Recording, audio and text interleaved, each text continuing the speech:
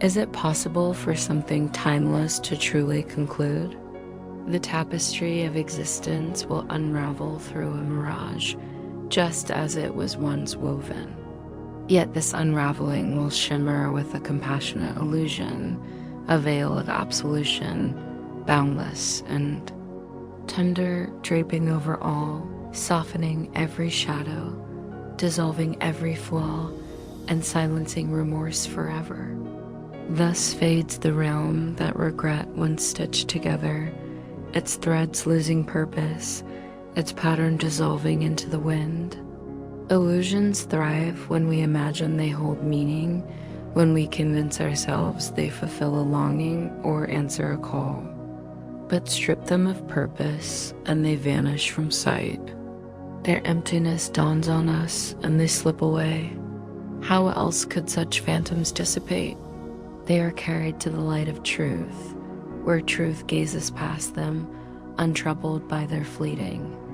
Forms not so long as absolution remains incomplete, this world retains a role. It becomes the cradle where mercy takes root, where it stretches and strengthens, embracing all in its reach. Here it is tended, for here it is desperately sought. A quiet deliverer emerges amid the tangle of missteps and burdens. His dwelling rises where errors once loomed. In this place, his presence is vital. With him, he carries the world's gentle closure. The divine's messengers heed his whisper, turning inward in stillness to catch his voice. The world will fade when everything within it has been seen through his eyes. It will dissolve beneath a mantle of sanctity. When no trace of fault lingers, the world's story ends not shattered, not struck, not even stirred. It simply ceases to appear. This, no doubt, feels like a distant horizon. When no whisper of fault remains, seems a summit far beyond reach. Yet time pauses, patient, awaiting the intent of the divine's guides. The moment one among them embraces reconciliation fully, not a single flaw will endure. No fault is.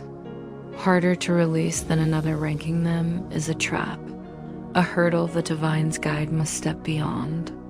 A single misdeed, wholly forgiven by one such soul, can tip the scales to wholeness. Can you grasp this? No, it defies the logic of this plane. Still, it is the final note that reunites all in harmony, clashing with worldly reasoning as surely as the eternal realm does. The world will fade when its framework of thought flips entirely. Until then, fragments of its old sense will linger, masquerading as wisdom. The ultimate teaching, the one that ushers in the end, eludes those unprepared to loosen their grip on this small sphere and soar past its edges. So, what role does the divine's guide play in this last chapter? Simply to lean toward it, to walk willingly in its direction. They need only trust that if the divine's voice calls it a lesson within reach, it can be mastered.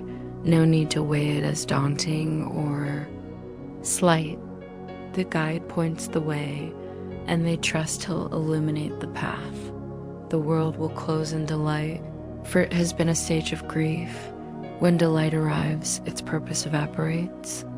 It will rest in calm, for it has been a field of strife. When calm prevails, what need remains? The world will dissolve in mirth, for it has been a well of sorrow. Where mirth bubbles up, who could still shed tears?